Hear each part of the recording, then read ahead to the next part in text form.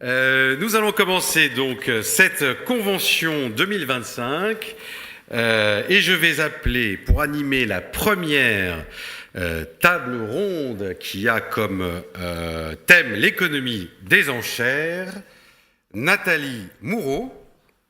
Alors, attendez, je sors mes lunettes, ça y est, l'âge, les drames de l'âge. Nathalie Moureau, professeure en sciences économiques spécialisée sur le marché de l'art, Université Paul Valéry à Montpellier. Je vous en prie, venez. Bonjour madame. Jean Minguet, directeur du département d'économétrie d'Art Price. Notre Pierre Tougourdeau national, secrétaire général du Conseil des maisons de vente. Guillaume Arnonnet, commissaire-priseur et directeur général d'Enchères VO. Et pour animer cette table ronde, Léopold Vassy, journaliste et juriste en économie et droit du marché de l'art.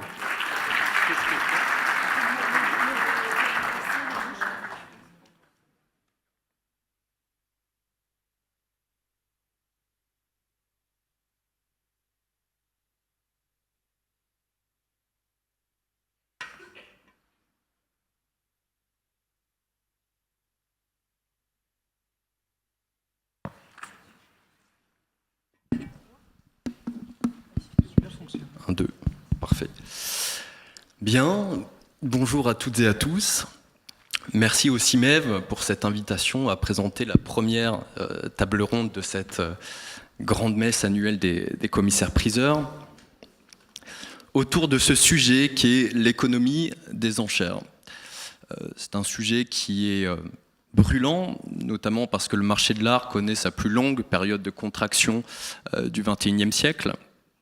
2 fois plus longue que celle des subprimes et heureusement un peu moins vertigineuse. Sujet qui est également menacé, comme cela vient d'être rappelé lors du discours introductif. Alors, pour planter le décor, je ne vais pas vous assommer d'emblée avec toute une liste de chiffres, mais peut-être, pour prendre la pleine mesure de ce qui est en train de se passer, vous proposer une image.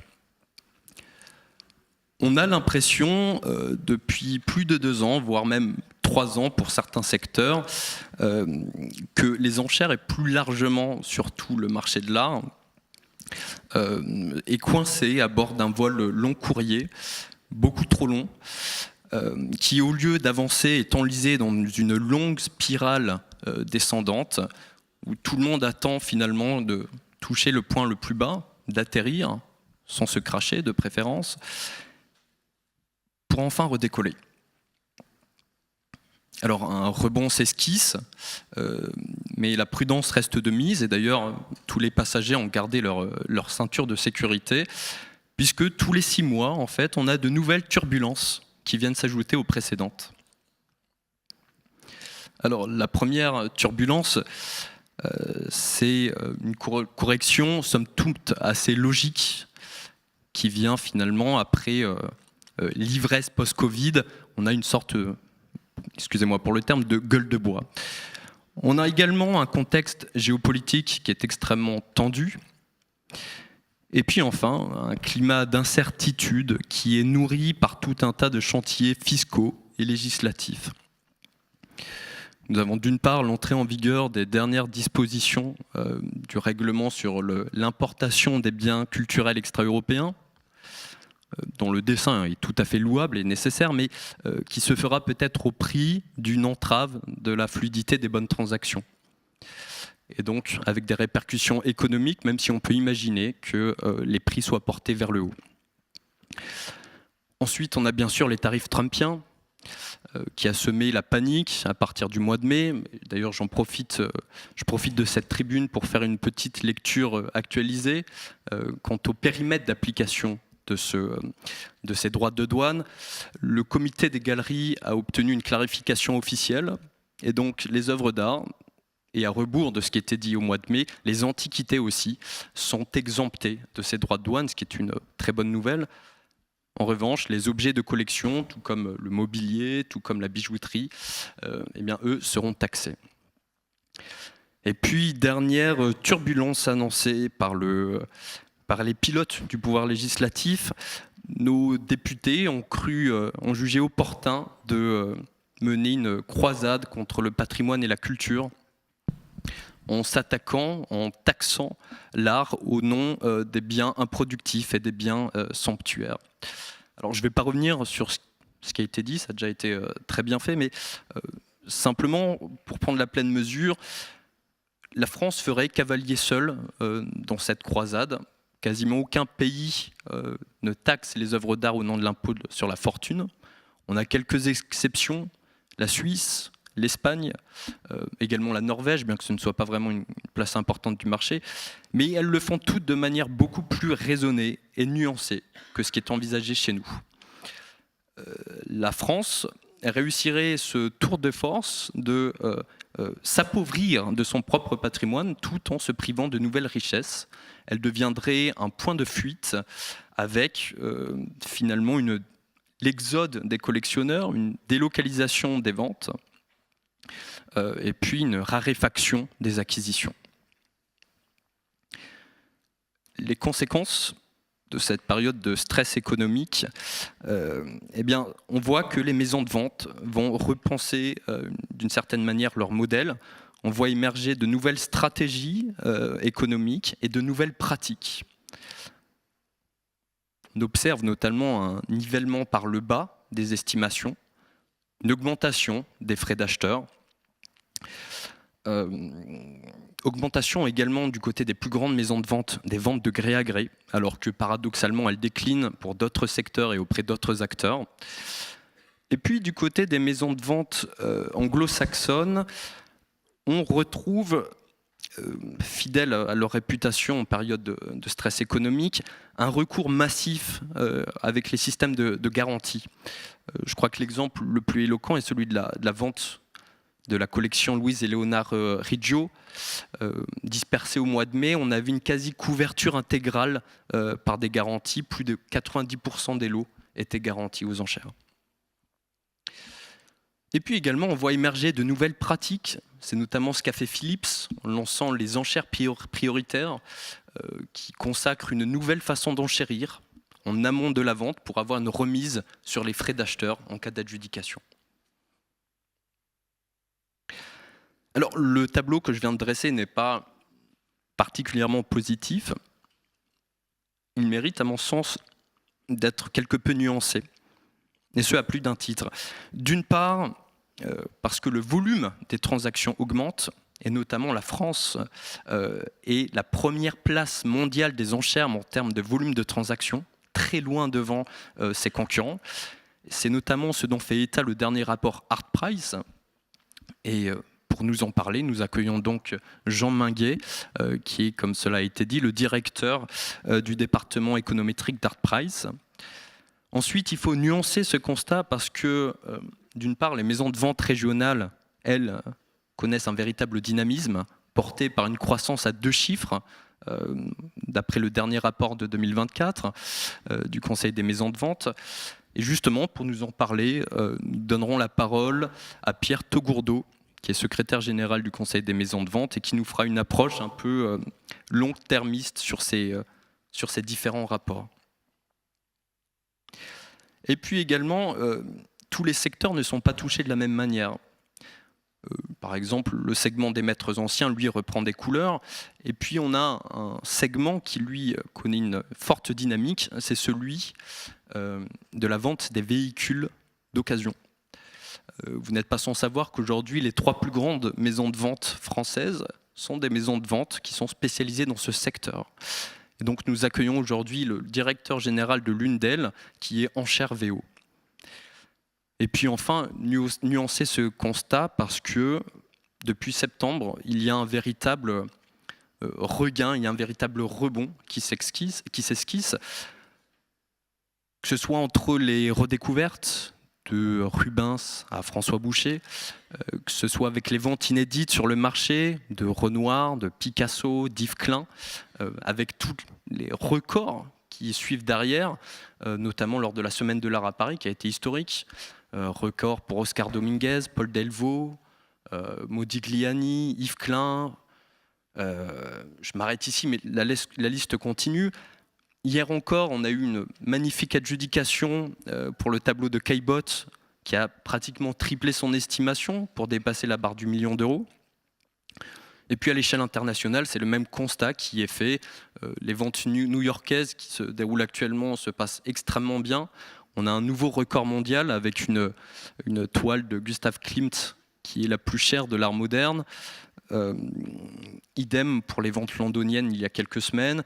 Et puis il y a encore quelques jours seulement, on avait une vente record pour les montres avec Philips Genève. Donc ça mérite d'être nuancé. C'est peut-être un peu trop tôt pour parler de la crise au passé. Est-ce qu'on peut même déjà parler de crise ? Doit-on parler de restructuration du marché, comme le précisent les moins pessimistes du moins ? Période de récession, ou bien une période même au vu de cette longévité de dépression. La question est ouverte et pour y répondre et ouvrir le bal de cette table ronde, la parole est donnée donc à Sophie Moureau. Nathalie Moureau, autant pour moi. C'est pas grave. Je vous remercie beaucoup de cette invitation. Donc j'ai eu une lourde tâche puisque à la fois j'ai ArtPrice qui va présenter les données des enchères en France à ma droite et à gauche j'ai Pierre Togourdeau qui va parler plus particulièrement des données du CVV. Donc je vais essayer de vous donner d'autres informations. Et en fait, alors donc chaque fois que je vais essayer de dresser un tableau un peu général. Chaque fois qu'on a le marché de l'art, en fait, on a des données qui peuvent être très différentes selon ce que l'on embrasse. Donc, vous allez avoir avec ArtPrice uniquement les ventes aux enchères du fine art.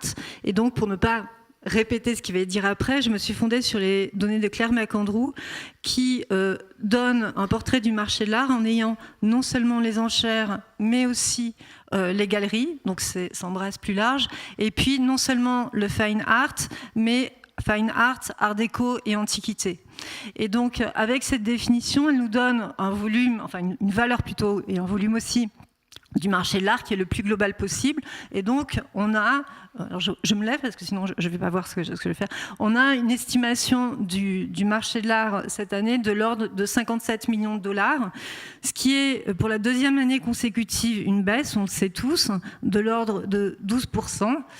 Et cette baisse est essentiellement due à la baisse des enchères millionnaires, comme on l'a dit, alors que toutes les enchères qui sont sur le bas du marché ont augmenté quantitativement en volume et aussi en valeur. Donc, à côté de ça, qu'est-ce qui peut se passer ? Donc, ce que vous avez souligné, c'est qu'effectivement, il semblerait qu'il y ait un frémissement depuis cet automne, puisqu'il y a eu toutes les ventes que vous avez déjà soulignées en France, avec des prix records, le Klein, le Picasso, etc. Mais en même temps, si on regarde les derniers résultats, qui ne sont pas mauvais, ils sont un peu plus mitigés. Par exemple, Laurent Delahire, qui avait été retrouvé, qui a fait son prix bas d'estimation, qui était tout à fait important, mais néanmoins, ce n'était pas les records comme on l'attendait. De la même façon, le Michael Swirtz a fait un montant élevé de 18 millions chez Sotheby's, mais en 2023, chez Christie's, c'était beaucoup plus élevé, les montants. Donc, il semble qu'il y ait un peu, effectivement, il y a un frémissement qui s'annonce depuis l'automne, mais néanmoins, tout n'est pas si beau que ça. Donc, pour essayer de voir ce qu'il en est des crises et des crises précédentes, on a vu qu'effectivement, dans les crises les plus récentes depuis les années 2000, les crises ne duraient pas longtemps. Si on regarde la crise de 2007, la crise qui était après la crise des subprimes, la crise qui a suivi le Covid et d'autres plus mineures, chaque fois le marché reprenait très rapidement. Et donc on peut se dire effectivement, là on a eu notre crise, ça va repartir. Mais si on repart en avant, on se souvient pour les plus vieux, la crise des années 1990 qui là a duré plus de 5 ans. Et qu'est-ce qui s'est passé ? Est-ce qu'on peut avoir à nouveau ce genre de crise ou est-ce que désormais les crises sont toutes des crises qui sont courtes ? Alors qu'est-ce qui a changé ? Alors, dans les changements qui ont expliqué le fait que les crises sont beaucoup plus courtes aujourd'hui, c'est l'explosion du nombre de millionnaires dans le monde. alors je ne sais pas comment on fait pour aller en arrière, je vais essayer. L'explosion du nombre de millionnaires dans le monde, vous l'avez là, depuis 2005 jusqu'en 2024. Vous voyez qu'on est en 2024 à 2625. On a eu effectivement un creux du nombre de millionnaires 2022-2023 qui correspondait aussi à la chute du marché de l'art. J'essaye de partir en arrière. Mince. Parce que je sais comment avancer, mais pas pour reculer.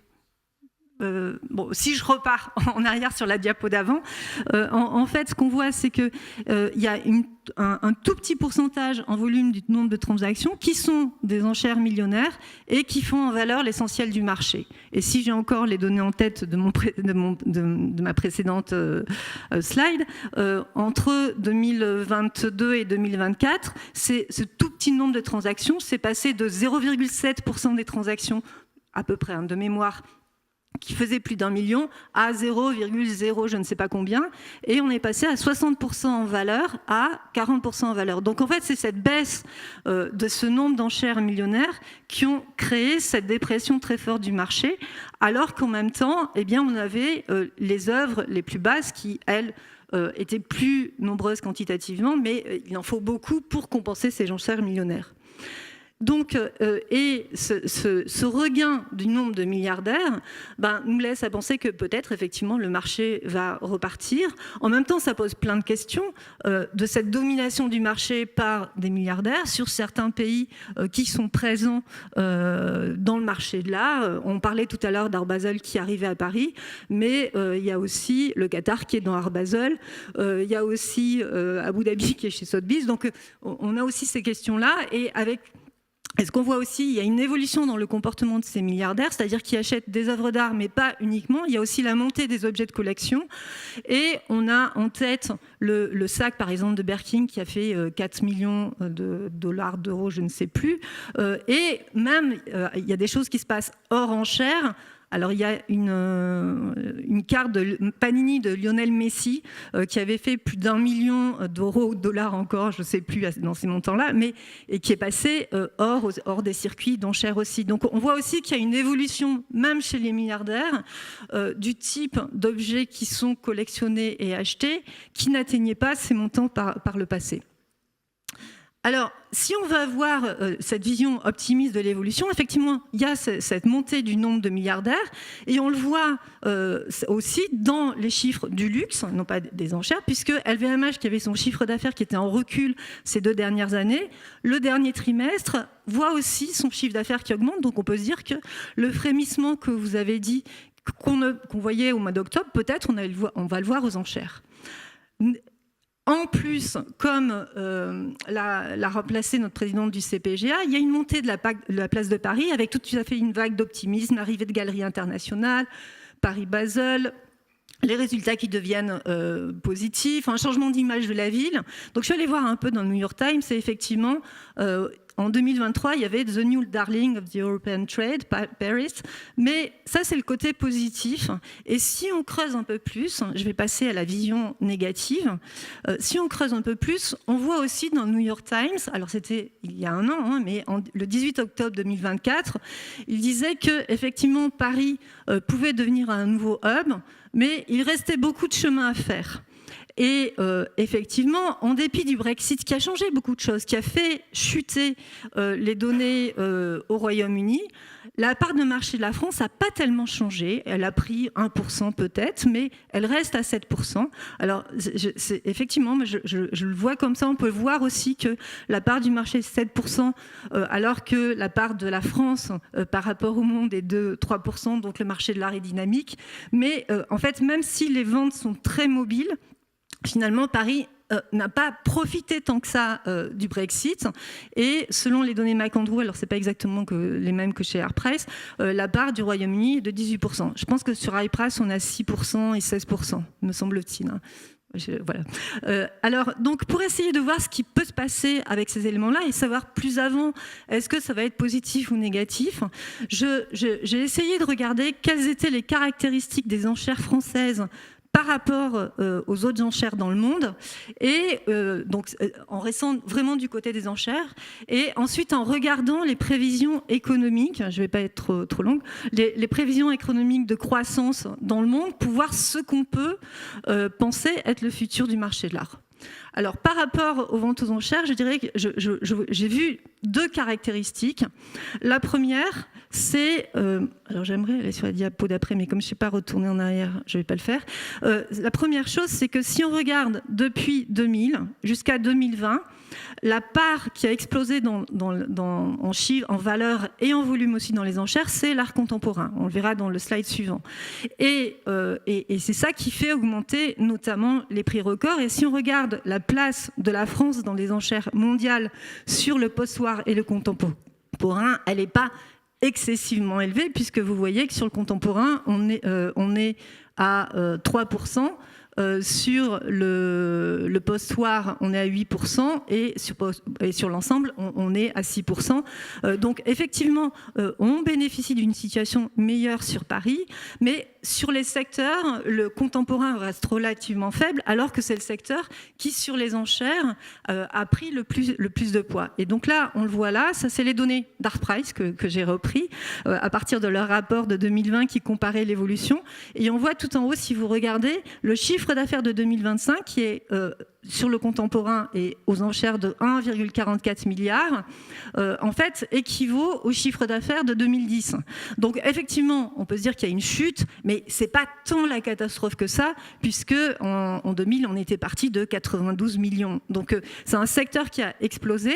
On voit qu'en valeur aussi, même s'il y a un recul aujourd'hui, il a augmenté par rapport à 2010. Et donc, ce secteur-là est un secteur sur lequel, en France, on est un peu moins bien positionné. Donc, ça pose des questions pour le futur de ce point de vue.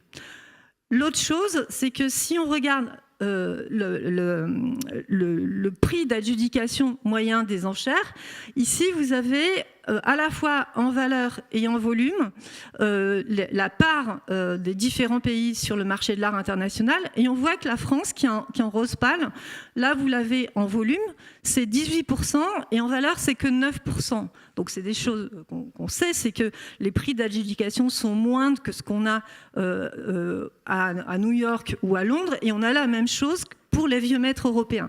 Alors on peut le voir comme une fragilité ou une force. Alors on va essayer, je suis dans les points faibles, mais on va essayer de le voir comme une force.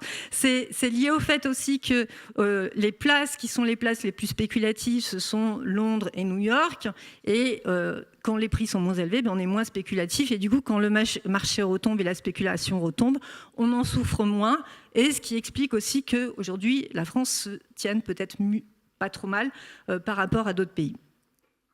Alors, autre chose, dernière chose, regarde. Donc, dernière chose, c'est que si je sors des enchères et que je cherche qu'est-ce qui va se passer par la conjoncture internationale. Alors, il y a un indicateur qui est utilisé par la Banque mondiale, et le FMI, etc., qui s'appelle le World Uncertainty Index, où il s'agit de voir quelle est l'incertitude qui nous environne et comment est-ce qu'on l'évalue.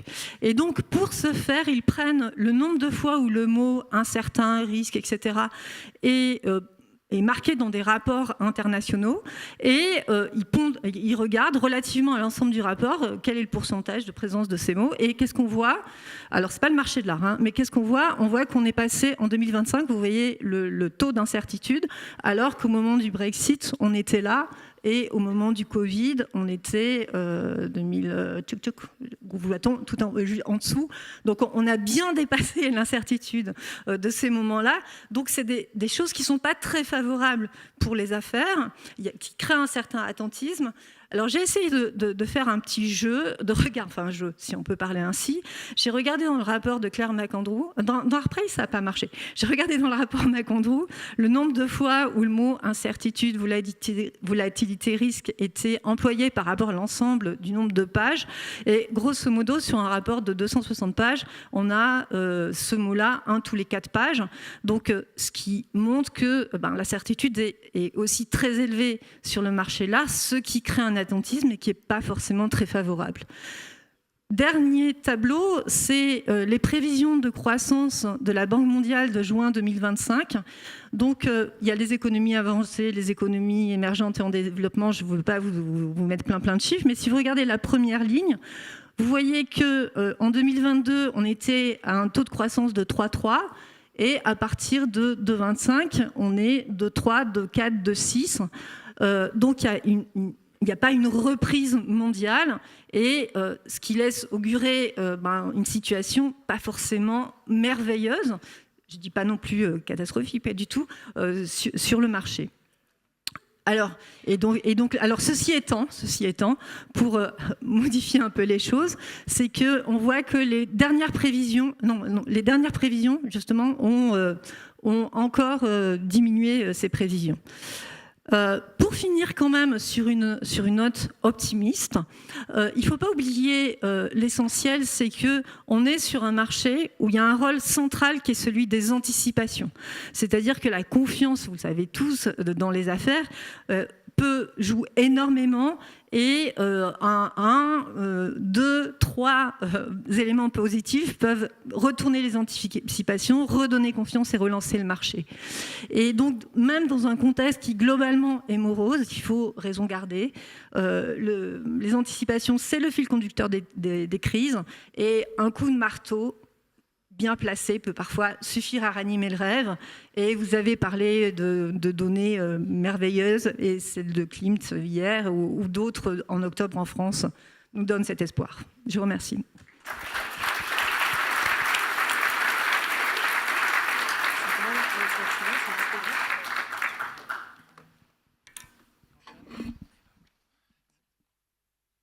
Bonjour à tous. Donc voilà, je suis responsable du département d'économétrie d'Artprice. Et donc, je vais vous présenter un peu les chiffres de notre dernier rapport du marché de l'art contemporain, donc, qui avait été sorti à l'occasion de la Frieze London et de la Art Basel. Donc, ça couvre malheureusement pas les derniers chiffres plus positifs, mais surtout le moment de crise qui précède.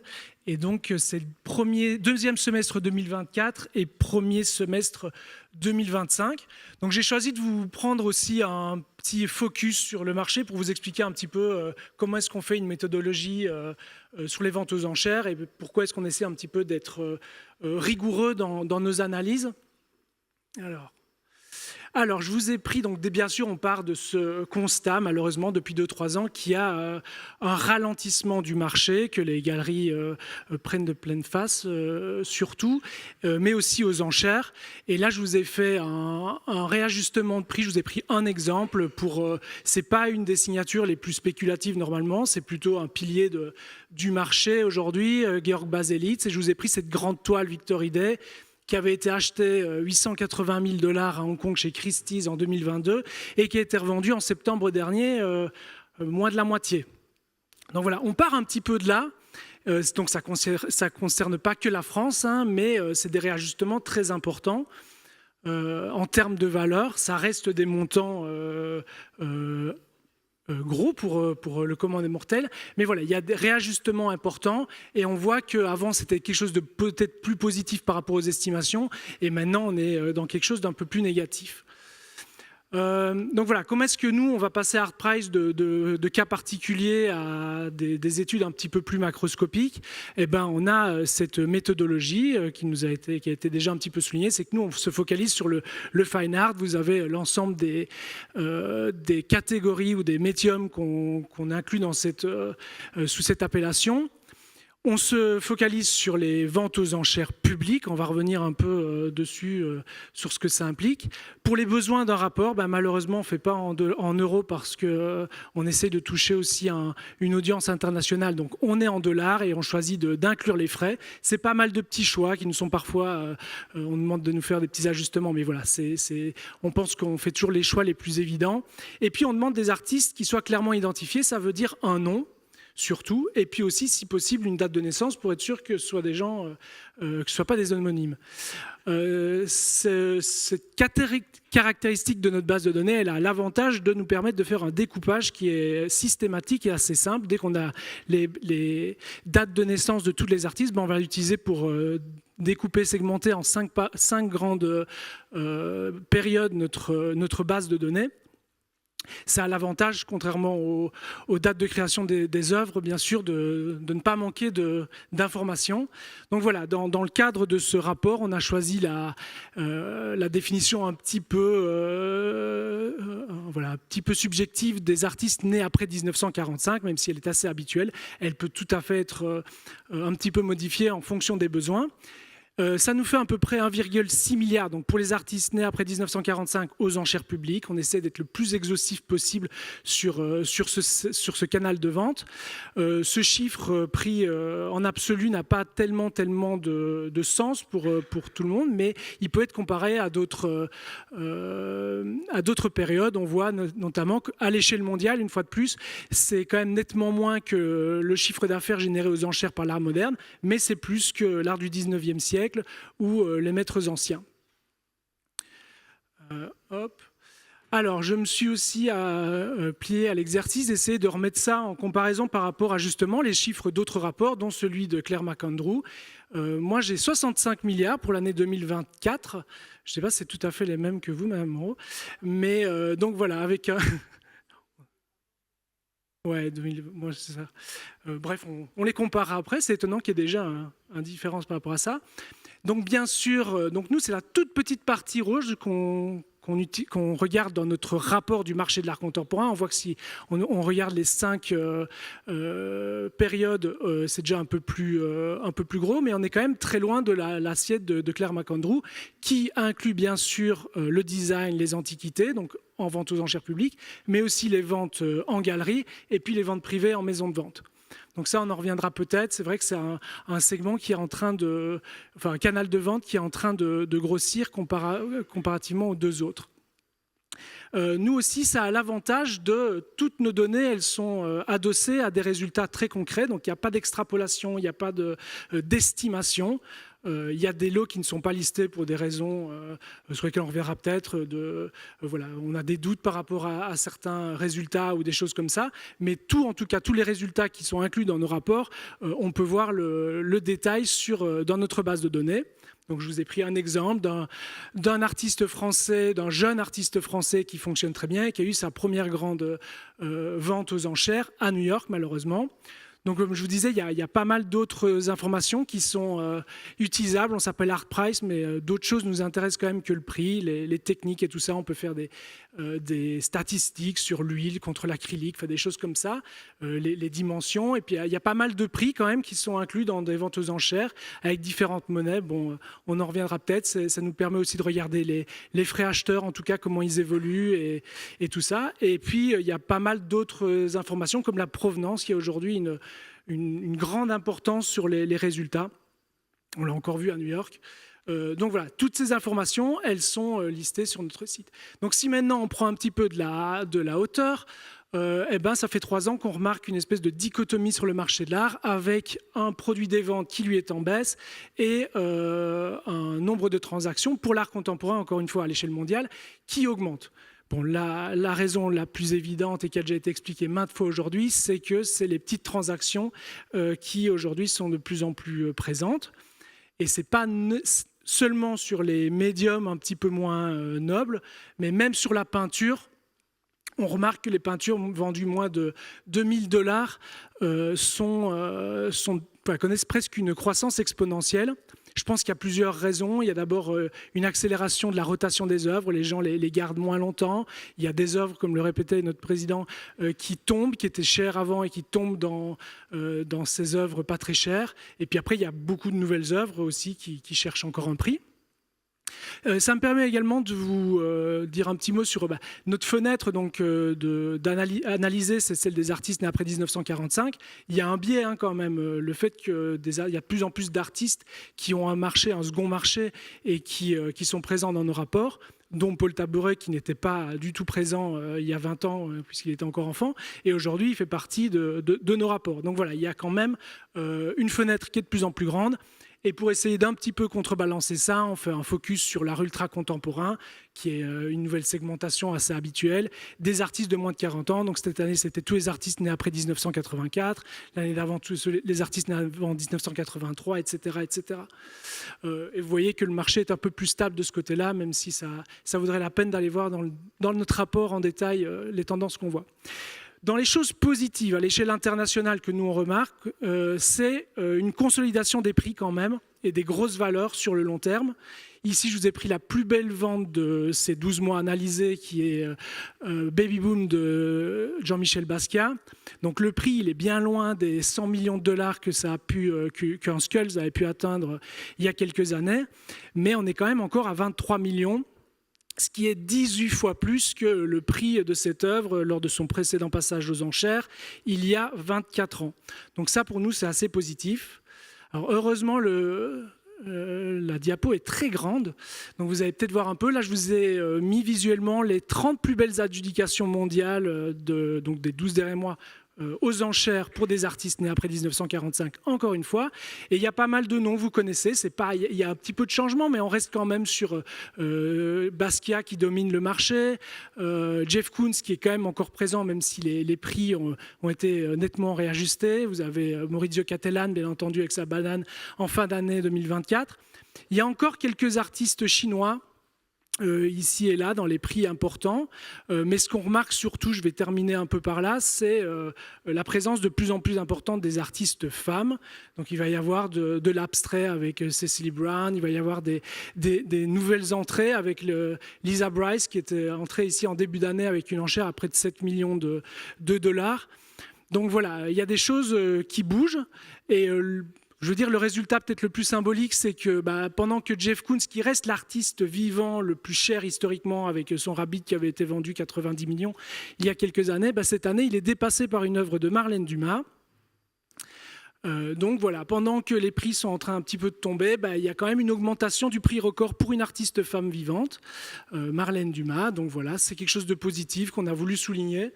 Et il y a d'autres choses qu'on essaye de faire à l'échelle mondiale et puis du marché français qu'on essaye de montrer. Et je crois que notre dernier rapport est disponible à l'entrée ou à la sortie, ça dépend comment vous prenez ça.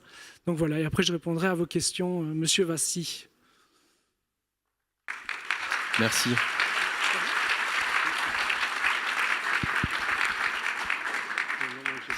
Bien, et c'est au tour de Pierre Togourdeau de nous présenter le rapport annuel du Conseil des maisons de vente. Merci Léopold, merci également à l'équipe du CIMEV de m'avoir convié à cette table ronde. Je ne vais pas exagérément développer la présentation du chiffre de l'année qui sont proposés dans notre bilan annuel parce que il vous a été adressé précédemment et on en a mis un certain nombre d'exemplaires dans le hall d'entrée. Néanmoins, je vais évoquer rapidement certains grands équilibres qui ressortent de cette étude qui, contrairement aux chiffres qui vous ont été présentés précédemment, concernent l'ensemble des secteurs des ventes aux enchères publiques. Alors, je voudrais tout d'abord vous rappeler, mais comme vous le savez, que le législateur a confié au Conseil une mission d'observatoire économique et c'est à ce titre que nous publions chaque année notre bilan des enchères depuis l'origine, depuis 2003, si ma mémoire est bonne. Ce bilan procède pour l'essentiel du questionnaire économique qui vous est adressé en fin d'année. Et je profite de l'occasion pour vous remercier tous autant que vous êtes du soin que vous apportez aux réponses parce que ces réponses sont le gage de la fiabilité de nos données étant entendu que nous recevons environ 86% de réponses donc encore une fois c'est un beau gage de fiabilité de ces données. Pour ce qui concerne l'année 2024, donc les données qui ressortent de cette étude économique, donc pour les ventes aux enchères publiques réalisées en France, font état donc d'un résultat global de 5,1 milliards d'euros de montant adjugé global. Donc en progression, avec une progression sensible de plus de 8%, on est à 8,6%. Donc une progression sensible, mais progression contrastée. Puisque les deux secteurs, les deux jambes, si je puis dire, de l'activité ont connu une progression contrastée, avec un secteur automobile d'occasion, dit très malencontreusement le vomi, véhicule d'occasion et matériel industriel. Donc avec ce secteur qui est en très forte progression, puisqu'il a connu une progression de l'ordre de 19% pour atteindre un montant d'adjudication de 2,9 milliards en 2024. Dans le même temps, le secteur AOC, art et objets de collection, a quant à lui connu une légère baisse d'un peu plus de 4% en 2024. Donc l'ensemble constituant ce résultat global de 5,1 milliards, avec en plus le secteur des chevaux qui lui a également connu une progression significative de 5% à 280 millions d'euros.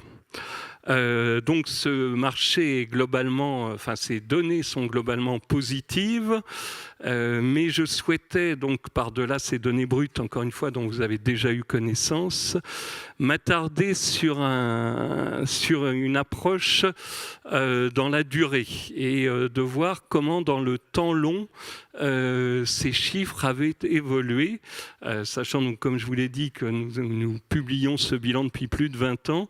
Il m'a semblé intéressant d'apprécier sur 10 ans qu'est-ce qu'il en était, quel était l'état du marché il y a 10 ans et quel était l'état du marché il y a 20 ans et d'apprécier ces progressions donc sur le temps long. D'où vous verrez qu'il ressort que, comment dire, un élément positif, un élément d'optimisme, puisque ces chiffres font ressortir une formidable progression sur les deux périodes décennales, une formidable progression donc, qui doivent, je pense, nous conduire tous à être optimistes pour l'avenir. D'abord, à considérer, et j'ai plaisir à le dire, à considérer que vous êtes bon, et ensuite à l'optimisme pour l'avenir, puisque par-delà les périodes compliquées que nous avons pu rencontrer, tant sur le plan politique qu'économique, voilà, on rencontre une formidable progression. Et donc ces données, alors je suis désolé, je vais à mon tour vous assommer de chiffres. Moi-même, je suis à moitié KO. Donc sur le marché global, le montant global, donc je vous l'ai dit, était de 5,1 milliards de montant adjugé en 2024. Ce montant était en 2004 de 1,77 milliard, donc il y a 20 ans, une progression de 188%. Et je vous assure, je vous dirai in fine, le montant de la progression du PIB de la France, on est très loin de ces 188%. En 2014, il y a 10 ans, il était de 2,5 milliards d'euros. Et donc, sur cette dernière période décennale, entre 2014 et 2024, cela représente une croissance de 104%. Et je ne sais pas s'il y a beaucoup de secteurs économiques qui ont connu des telles croissances, des tels taux de croissance sur des périodes significatives, mais pas nécessairement extrêmement longues. Alors, bien évidemment, comme le schéma, comme on l'a envisagé au début, la croissance a connu, et la répartition de cette croissance a connu des évolutions différentes. Pour le secteur art et objets de collection, donc à 1,8 milliard en 2024, nous étions en 2004 à 920 millions d'euros. Le secteur représentait à l'époque 52% du marché des enchères. Il représente désormais 35%. Donc, le secteur a connu une belle croissance de 95%. Mais vous l'avez compris, ce n'est pas la principale croissance, ce n'est pas le secteur le plus porteur du marché, même si, encore une fois, la croissance est significative. Donc 920 millions d'euros en 2004, 1,2 milliard en 2014, donc une croissance légère sur ces 10 premières années, et 1,8 milliard entre 2014 et 2024, qui représente 35% de progression. Sur le secteur des véhicules d'occasion et matériel industriel, donc nous sommes à 2,9 milliards en 2024. Nous étions à 818 millions en 2004, une progression de 254%. Donc, comme vous le voyez, une progression très significative. Et même entre 2014 et 2024, nous étions à 1,09 milliard en 2014 et 2,9 milliards en 2024, une progression de 166% sur ces dernières années. Je suis désolé, j'avais promis que je vous assommerais de chiffres. Je tiens mes promesses, pardon pour cela. Donc voilà, encore une fois, des progressions assez surprenantes, mais en tout cas, si elles ne sont linéaires, elles sont très marquées pour ces deux périodes décennales et par-delà toutes les vicissitudes politiques et économiques rencontrées, encore une fois, un secteur qui porte. D'autres données sont intéressantes à étudier, à approcher sur ces périodes décennales. Alors j'ai tiré au hasard celle de la concentration, puisque vous savez que nous sommes quand même sur un marché très concentré où les 20 premières maisons de vente réalisent une part très importante du montant global d'adjudication. Nous sommes en 2024, 77% du montant total adjugé a été réalisé par les 20 premières maisons de vente. En 2004, nous étions à 51%. Donc la concentration progresse, si je puis dire. Je ne sais pas si elle s'aggrave ou si elle s'améliore, en tout cas, elle progresse fortement. Autre donnée intéressante, celle des ventes réalisées par voie numérique. Alors évidemment, en 2004, ce montant n'était pas significatif et dans son rapport, le Conseil ne l'abordait pas véritablement. Il évoquait plutôt le problème de la concurrence avec eBay, craignant que eBay en fait, ne soit le concurrent et n'aspire l'ensemble des transactions réalisées par Internet, ce qui n'a pas été le cas. En 2014, nous étions à 633 millions de montants adjugés par Internet, donc vente online, vente live. Et nous sommes désormais, donc ça représentait 25% du montant total adjugé. Nous sommes désormais, c'est pour 2024, à 3,7 milliards, représentant 72% du montant total adjugé. Comme vous le savez, il y a eu le facteur Covid qui a opéré un renversement puisque de 2019, nous étions à 36% et 2020, nous étions passés à 70% de transactions réalisées par Internet. Alors, in fine, ces données sont à mettre en perspective avec la progression du PIB, le PIB de la France, qui entre 2004 et 2024 a quant à lui progressé de 70%. Alors 70% entre guillemets seulement, c'est évidemment un beau chiffre, mais loin de la progression réalisée par les acteurs des ventes aux enchères publiques que vous êtes. Et alors pour conclure, quels seraient les enseignements à en tirer ?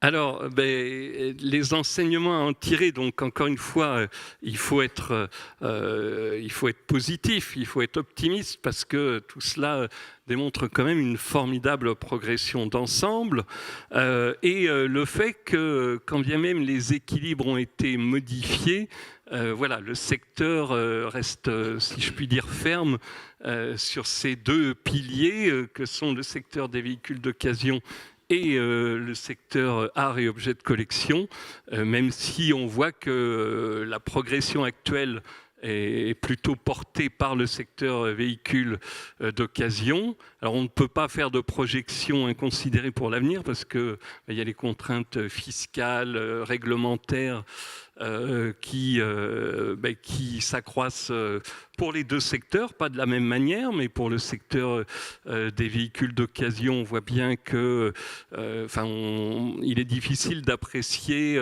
comment se répercutera la marche plus ou moins forcée vers le véhicule électrique, mais en tout cas, voilà, on a des contraintes dans les deux secteurs, mais un marché, somme toute, optimiste. Merci beaucoup.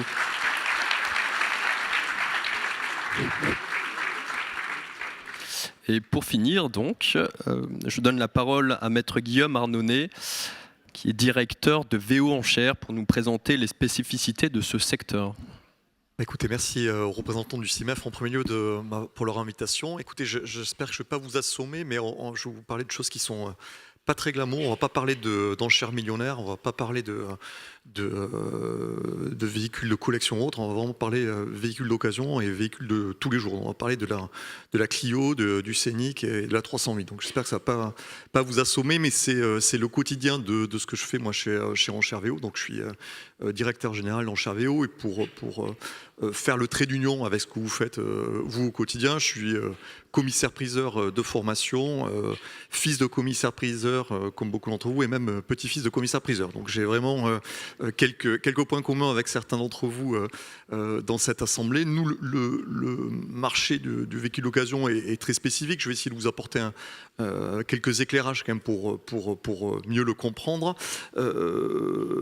Néanmoins, il y a quelques éléments qui font que le marché de la vente aux enchères s'est développé dans ce secteur-là, et je vais essayer de vous expliquer pourquoi et comment. Donc nous, chez Enchères VO, on s'est développé, comme vous, j'imagine, à travers les salles de vente. Nous, on est vraiment issus du métier de commissaire-priseur historique, à travers des salles de vente, puisqu'on vient vraiment de là, donc à Toulouse, à Bordeaux, à Marseille.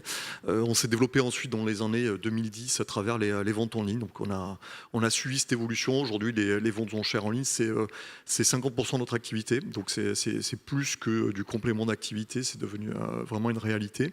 Pour vous donner notre positionnement, aujourd'hui on est le troisième opérateur sur ce marché-là. Alors c'est vrai que moi, ce marché-là de la vente aux enchères aujourd'hui, je le regarde que par le prisme de la vente aux enchères de véhicules d'occasion, puisque on est monométier, j'ai envie de dire, depuis toujours, puisque moi j'ai exercé ce métier-là que dans le secteur des véhicules d'occasion. Je n'ai pas pratiqué à aucun moment le métier de la vente aux enchères d'objets d'art. Donc je le regarde par le prisme des ventes d'occasion. Comme tout le monde, je prends connaissance du rapport du Conseil des ventes, qui est le livre de chevet, je pense, de pas mal d'opérateurs dans cette profession.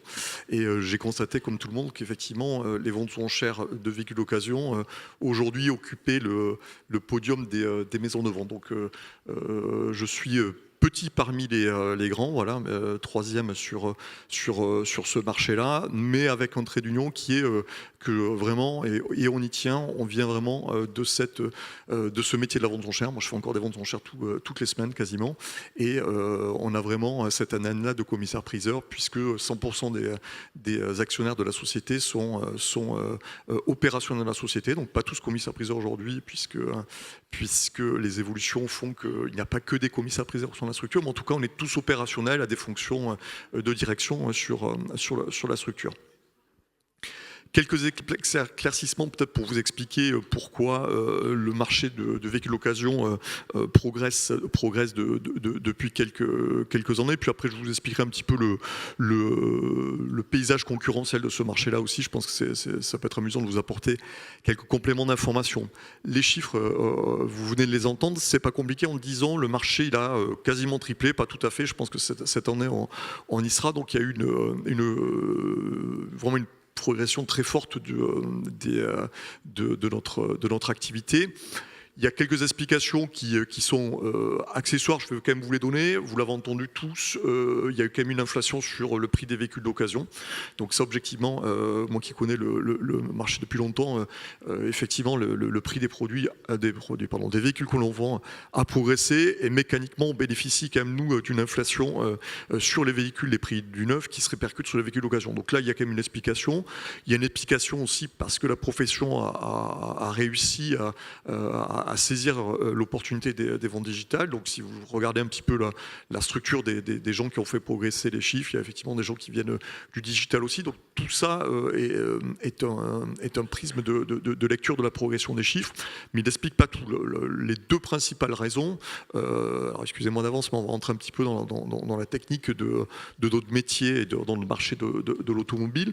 Le premier est assez contre-intuitif, c'est que contrairement à ce que vous entendez dire partout, c'est que le marché de l'occasion, de l'automobile d'occasion, est pas du tout fluide. C'est un marché qui est grippé, et la principale explication de l'accélération que vous constatez dans les chiffres du marché depuis 3 ans, c'est non pas un signe de bonne santé du marché de l'occasion, comme on pouvait l'entendre tout à l'heure, où le marché de l'art, quand il est prospère, effectivement, vous bénéficiez d'une dynamique. Nous, au contraire, on s'est positionné avec les différents opérateurs de ce marché-là, pas tellement comme des gens qui proposent des solutions de revente, mais comme des gens qui apportent des solutions de fluidité sur des stocks. Donc c'est à ce titre-là, si vous voulez, que nous, plus le marché est grippé, moins il y a de solutions, plus les gens sont coincés avec des stocks, plus ils font appel à nos structures pour vendre leur véhicule d'occasion. Donc voilà, ça ne tourne pas sous le sens, mais la progression est liée à un grippage du marché de l'occasion. Alors là aussi, les principaux opérateurs de ce marché-là, que sont les constructeurs, les loueurs, ne le disent pas forcément à tue-tête. On a plutôt tendance à porter des véhicules très positifs, des messages très positifs sur ce marché-là. Donc vous entendez peut-être dire que le marché de l'occasion se porte comme jamais, effectivement, parce que, comme je vous le disais tout à l'heure, il y a eu des effets d'inflation qui donnent une image de dynamique sur ce marché-là. Mais globalement, le marché est grippé.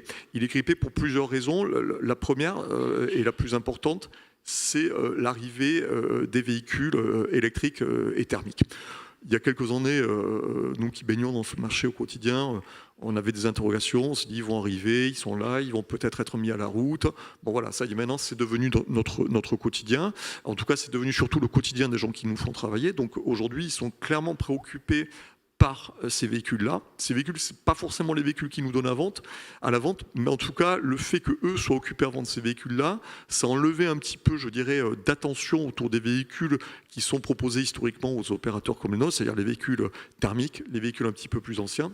Et ces véhicules-là, à partir du moment où moins de monde les regarde, on est plus sollicité. Donc clairement, nous, le grippage qui s'est opéré depuis 2 ans et demi, 3 ans, pour faire simple, depuis la sortie euphorique du post-Covid et de la crise des composants pour les gens qui ont suivi l'activité automobile, aujourd'hui, c'est en train de porter vraiment le développement des maisons de vente parce que le marché a besoin d'être fluidifié, on a besoin de réponses de recommercialisation, pour en parler, employer le terme qui est utilisé dans mon métier. Donc on parle nous de remarketing, de recommercialisation, on parle vraiment de ça, on ne parle pas tellement de vente aux enchères. Donc voilà, un besoin en tout cas exprimé par nos fournisseurs de les accompagner dans leur remarketing. Donc ça, c'est le premier élément très macro. Et puis après, il y a un deuxième élément, alors qui va pour la peine là vraiment un petit peu, je m'en excuse d'avance, mais technique métier, c'est que on a développé les uns et les autres de nouvelles offres, en particulier une nouvelle offre qui a été à destination des concessionnaires automobiles. Alors ça n'a pas été inventé sur le marché français, ça a été inventé sur le marché anglais, importé par un des opérateurs. Il faut le rendre à César ce qui est à César. C'est pas une invention de nous opérateurs français, ce métier-là. En fait, on propose aux concessionnaires aujourd'hui de les accompagner dans la revente de leurs véhicules d'occasion, certes, mais on les accompagne aussi dans la reprise avec leurs clients. Alors, pour vous rendre les choses très concrètes, aujourd'hui vous êtes client, vous arrivez avec la fameuse Clio dont je parlais tout à l'heure dans une concession BMW, vous doutez bien que la Clio que vous allez leur proposer, il y a 9 chances sur 10 pour qu'ils n'aient pas envie de la revendre. Il y a quelques années, ils avaient leur petit carnet d'adresses, ces gens-là, et ils appelaient 2-3 marchands et ils faisaient avec des négociants une proposition parce qu'ils savaient pertinemment que ce véhicule, ils n'allaient pas le revendre. Ce qu'ils font aujourd'hui, c'est qu'ils font appel à des gens comme nous, on est interfacé avec eux et on les accompagne, nous, du lundi matin au samedi soir 19h30 pour leur donner sous 5 minutes des prix de couverture sur les véhicules qui sont qualifiés de non stratégiques dans leur système. Alors on s'est interfacé avec les principaux outils du marché et on donne en quasiment temps réel, puisqu'on a des engagements de réponse qui sont de l'ordre d'entre 5 et 10 minutes, on s'engage à leur donner des prix de reprise sur ces véhicules-là. Ça, ces offres-là, objectivement, elles ont été lancées un petit peu avant le Covid. La partie Covid a été très chahutée pour le marché de véhicules d'occasion, très compliqué pour les opérateurs type concessionnaire. Donc nous, on a été aussi très exposés à ce ralentissement d'activité, ce qui fait que finalement, on a déployé tous beaucoup d'énergie pour parler à ces gens-là, pour se repositionner à travers ces offres-là. Et tout ce travail qui a été fait dans la période, j'ai envie de vous dire, 2020-2022, porte ses fruits maintenant et explique objectivement 90% de la croissance qui a été évoquée tout à l'heure sur ce marché-là. Donc voilà un petit peu ce qu'il y a derrière ces chiffres. C'est essentiellement le fait que le marché n'est pas si fluide qu'il y paraît et le fait que les opérateurs ont pour la plupart développé ces activités-là. Et objectivement, les opérateurs qui ont progressé sont les opérateurs qui ont été soit à l'avance, soit ont réussi à se raccrocher aux branches sur ces offres de reprise de véhicules d'occasion pour les concessionnaires. Voilà, donc pour vous donner un petit peu le prisme de ce qui se passe derrière ces progressions-là.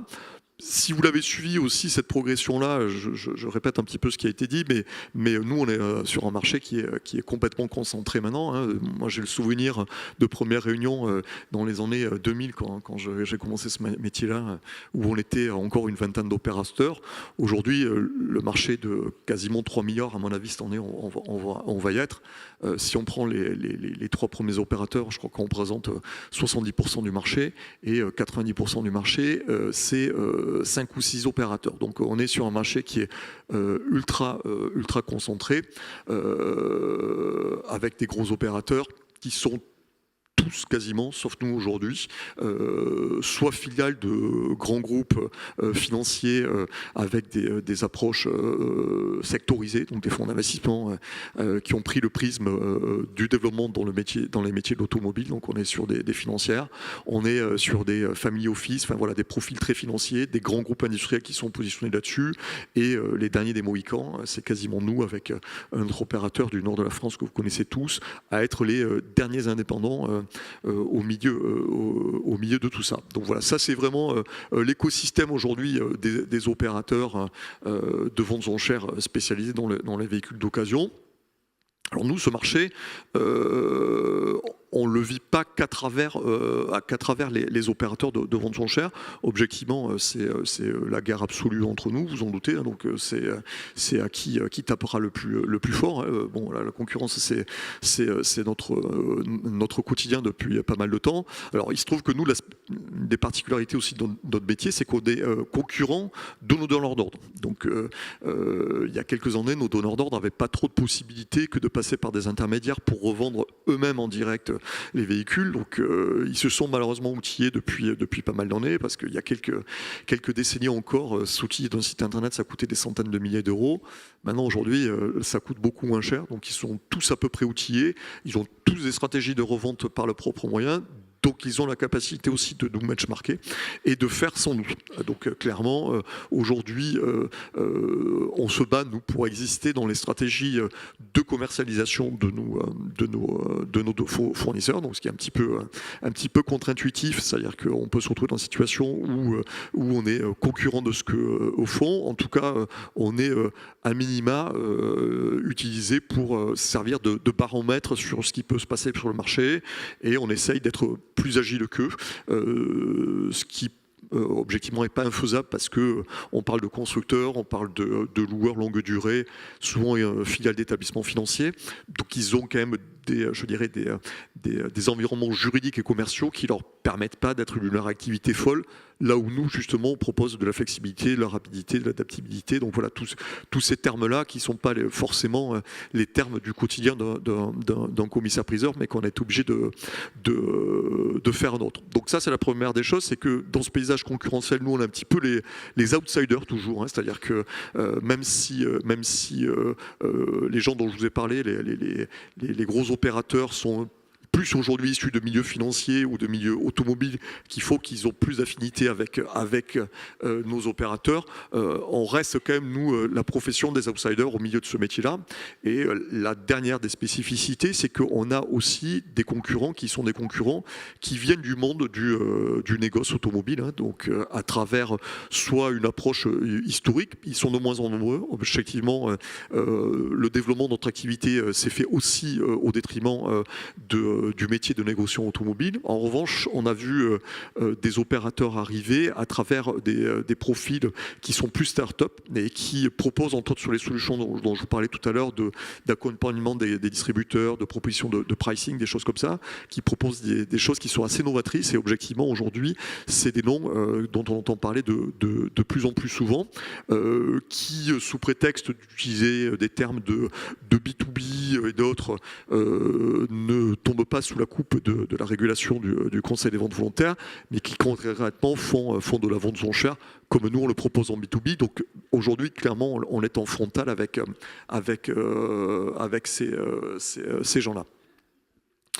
Donc voilà un petit peu l'écosystème. J'espère que je ne vous ai pas trop assommé. Juste quelques petits éclaircissements sur ce que c'est une maison de vente aux enchères indépendante sur un marché, puisqu'on a essayé de prendre un prisme économique. Donc je vais essayer d'aller jusqu'au bout de l'exercice. Donc nous, comme je vous l'ai dit, on fait figure un petit peu d'incongruité au milieu de ce marché, parce que, comme je vous l'ai dit, issu du marché du commissaire-priseur et donc de ce métier-là.